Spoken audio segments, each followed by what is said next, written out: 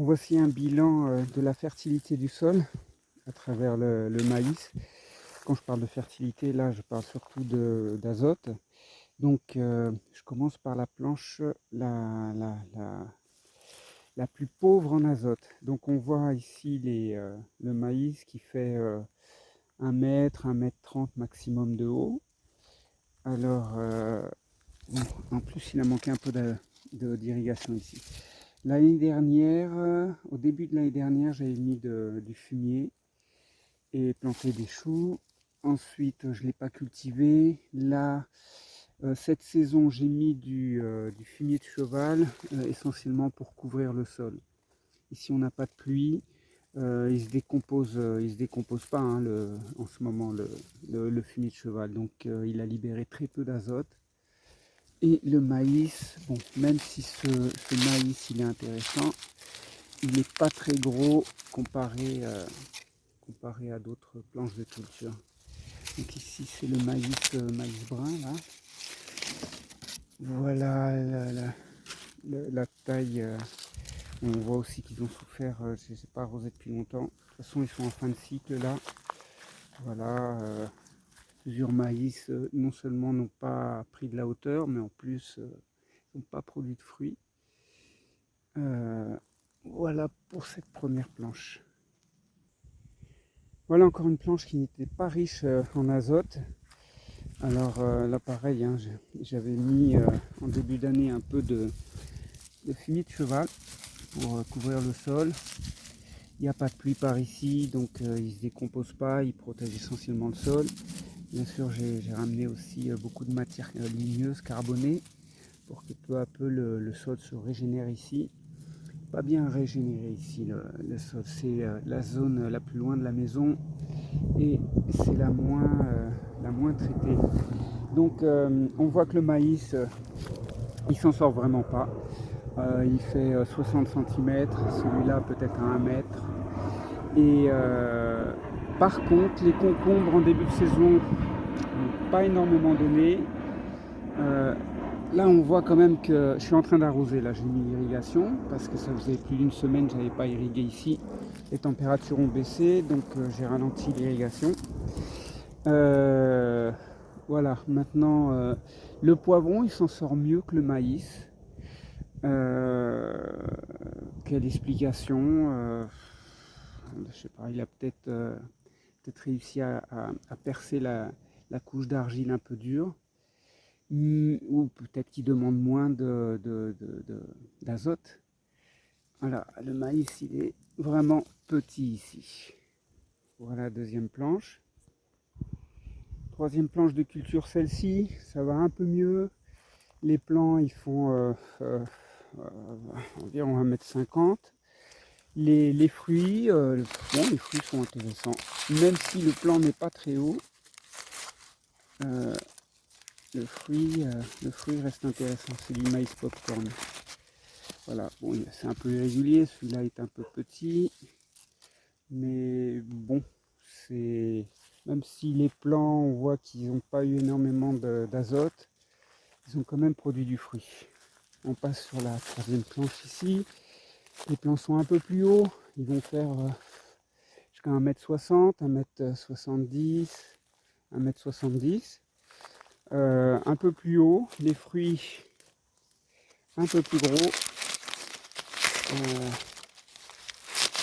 Voilà, c'est encore du maïs popcorn. Voilà, bon, celui-là est intéressant. On voit les fruits bien. Donc cette planche-là, l'année dernière, j'avais mis du fumier de cheval en hiver 2022, 2023, 2022, et puis j'avais semé de la fève. La fève en septembre 2022, en 2023. Qu'est-ce que je raconte 2023 non, c'est automne 2023. J'avais placé la fève qui m'a fait une première production en décembre. Elle s'est maintenue jusqu'au printemps 2024, la fève. Et juste derrière ça, donc j'ai juste taillé la fève au niveau des racines. J'ai couché tout ça. Bon, il y avait du maïs avant la fève, ce qui veut dire que c'est les résidus de maïs qu'on voit ici. Et donc la fève jusqu'au printemps 2024. Derrière la fève, j'ai planté ça. Donc on voit que la fève a quand même apporté un peu d'azote dans le sol. Voilà.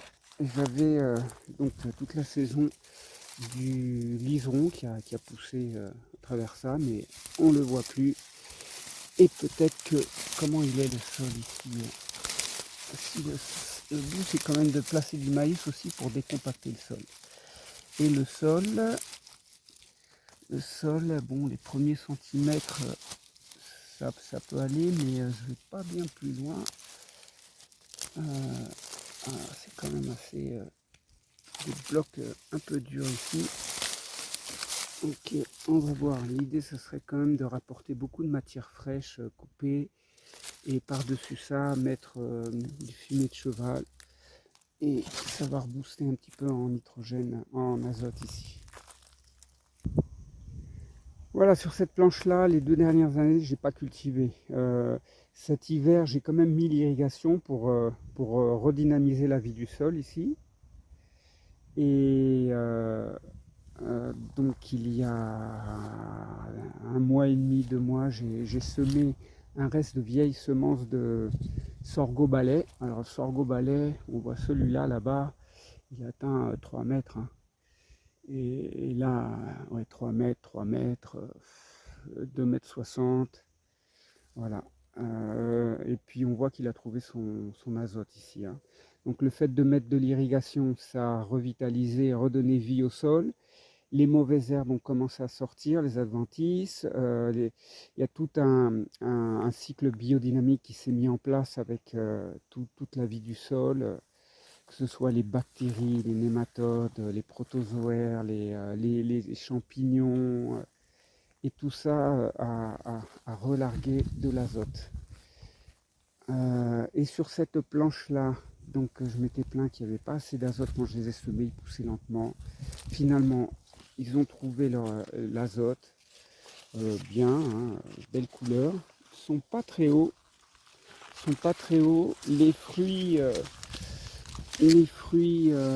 celui-là, bon, il n'est pas mature, mais il n'est pas énorme. C'est assez irrégulier ici. L'année dernière, j'avais déjà semé du maïs ici. Et le seul apport en nitrogène, en azote que j'ai pu ramener, c'était un petit peu une couverture légère de fumier de cheval. Donc les plants sont beaux, ils ont trouvé de l'azote, les feuilles sont bien vertes, les fruits, ils sont pas très hauts et les fruits sont pas énormes. J'en ai déjà ramassé, mais bon, ça reste un peu médiocre ici, mais ça va. Voilà. Là, on passe au maïs brun. C'est un maïs qui demande plus d'azote. C'est plus gourmand, des grains plus gros. Bon, voilà, c'est la planche. Bon, j'ai eu quand même des ratages ici. Et les plants, ils font 1 mètre de haut. C'est vraiment pas extraordinaire. C'est le maïs brun, donc. Brun blanc. Bon, pas extrêmement bien fertilisé. Fertilisé, non, pollinisé. Les fruits sont pas énormes.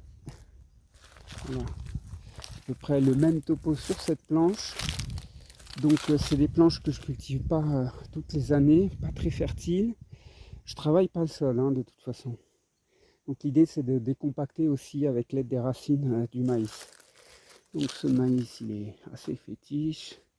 Mais bon, celui à côté, la pollinisation c'est pas extraordinaire. On voit quand même beaucoup de blanc là. Hein. Celui-là ça va. Ça reste, c'est assez irrégulier. Hein. Il y a vraiment des petits épis et des plus gros. Alors celui-là est en tête de la planche. Peut-être qu'il a reçu plus d'eau. Mais on voit que la fertilité, même les feuilles là sont un peu jaunes. Il n'a pas eu vraiment son azote. Voilà, cette planche, encore du maïs brun. Celle-là, cette planche, je la cultive quasiment tous les ans, hein. Elle vient sur mon allée principale du fond de ma maison ici.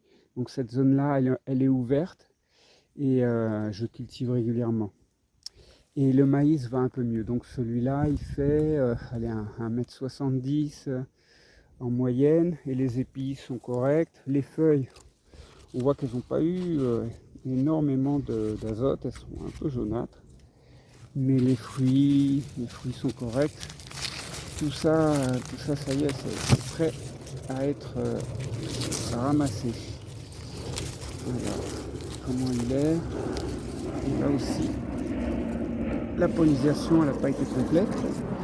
Mais bon, voilà, les fruits, la taille des épis est correcte, hein. Ici, c'est assez satisfaisant.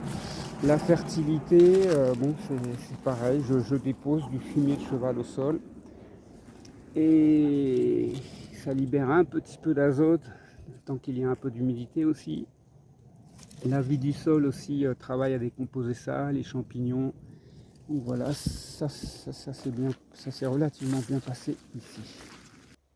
Voilà, ici je suis sur ma zone 2 et assez proche de la maison. Et ici c'est encore une zone ouverte que je cultive chaque année. Donc la vie du sol est établie et ça travaille bien à décomposer. Là le maïs il va faire pratiquement certains jusqu'à 2 mètres. Les tailles sont différentes parce que j'ai ressemé tout ce qui avait foiré à la germination, j'ai ressemé derrière. Donc on voit différentes tailles. Voilà, ici un pied qui n'est pas très haut, mais qui a quand même donné 2 épis. Cet épi-là, il n'est pas énorme. Celui-là non plus. Donc c'est assez irrégulier. Celui-là, il est vraiment bien. Alors ici, on a du maïs brun. Maïs brun un peu plus ça. Qu'est-ce que c'est? Ah, surprise. C'est du maïs popcorn. Voilà. Il est bien plus gros que ceux qu'on a vus précédemment. Parce que le sol ici est un peu plus généreux. Alors donc c'est du popcorn. Voilà, sur cette planche là qui est plus fertile, les épis sont plus gros. On voit carrément de chouettes épis sur un pied. Voilà ce que ça peut donner quand c'est bien fertile et un sol qui déjà est intéressant, qui relâche de l'azote et qui est souple. Ah oui, il est souple celui-là, je descends à plus de 5 cm dedans, rien qu'avec la main, et en plus je sens de l'humidité. Ah, je peux descendre même un peu plus de 7 cm. Le sol est bien, j'ai quasiment pas eu de liseron sur cette planche, parce que le liseron il trouve plus sa place, le sol il est pas assez compacté, et voilà. Voilà ici le cas du maïs qui a poussé sur un sol vraiment fertile et peut-être les raisons pour ça. Donc là j'ai un épi qui fait bien 5 cm de diamètre. Le maïs brun. Alors là les pieds ici ils font environ 2 mètres. Ils sont juste à côté d'un pommier.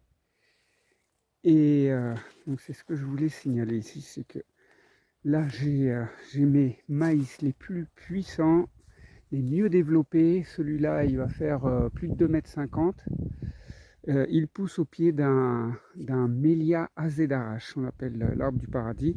Donc lui je suis obligé de le tailler vraiment sévèrement parce que je suis dans une zone ouverte ici, là, toute une zone carrée ouverte, et j'avais mis cet arbre au milieu pour qu'il tempère un peu le soleil en été. Et donc il a poussé trop vite, il m'a fait vraiment trop d'ombre. Donc je le taille sévèrement pour contrôler sa croissance. Et ce que je veux dire par là, c'est que les maïs qui poussent juste à côté des arbres, non seulement ils reçoivent de l'ombre, mais ça ne les dérange pas. Ils arrivent à plus de 2,50 m. Ils me font des fruits énormes. parfois double, où c'est que j'en ai vu. Bon, là on a un double, encore un autre double. Bon, en plus on voit qu'au niveau azote, il n'y a pas de problème. Ici c'est pareil, un double. Hop, en voilà un ici. Et l'autre qui pareil fait peut-être plus de 5 cm de diamètre. Donc ils font 2,60 m. Là j'ai un petit arbre qui a poussé spontanément, mais du coup je m'en sers pour faire de la trogne, de la matière organique pour le sol, mais aussi pour ma cheminée. Et donc c'est tous ces plants de maïs les plus énormes que j'ai dans mon terrain. Ils ont poussé plus ou moins à l'ombre des arbres. Et voilà, ça se passe super bien.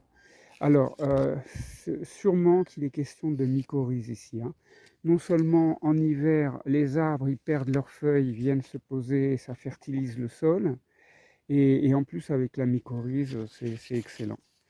Donc voilà pour la fertilité. Là, si on regarde la planche qui est juste après, on voit les plants, ils sont un peu plus petits, modestes. Les fruits, ça va, mais pas aussi gros, pas aussi énormes qu'ici. Voilà, dernière planche de culture. Bon, la dernière à présenter ici, mais c'est la première que j'avais semée dans la saison. L'année dernière, j'avais fait un petit peu de maïs aussi ici. Puis j'ai mis du chou et j'ai remis du maïs derrière. Tout ça en apportant un peu de couverture végétale, de la matière organique, essentiellement des aiguilles de pin. Ah bah, je suis surpris parce que l'aiguille du pin, quand même, c'est un bon fertilisant, hein. Bon, c'est pas un fertilisant direct, il est mis au sol, puis il est dégradé petit à petit par les champignons, les bactéries, et c'est le cycle de vie et de mort de toute la vie du sol qui va fertiliser tout ça. Le sol il est souple ici. Bon, le problème c'est qu'il est sec, on n'a pas de pluie ici, mais j'arrive à descendre à plus de 5 cm facilement, et en dessous c'est un peu humide. Donc ici j'ai commencé déjà à récolter. La taille, la taille médiane apparemment pour ce type de maïs brun là, c'est environ 2 mètres, hein, et les fruits, les fruits ont une taille intéressante, hein.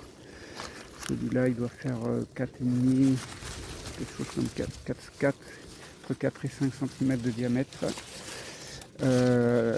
Par contre, on voit quand même qu'ils ne fournissent qu'un épi par pied. Donc le sol a donné ce dont avait besoin le maïs. Mais sans plus. On voit pas de 2 épis par pied. Et de toute façon, ils sont pas très hauts non plus.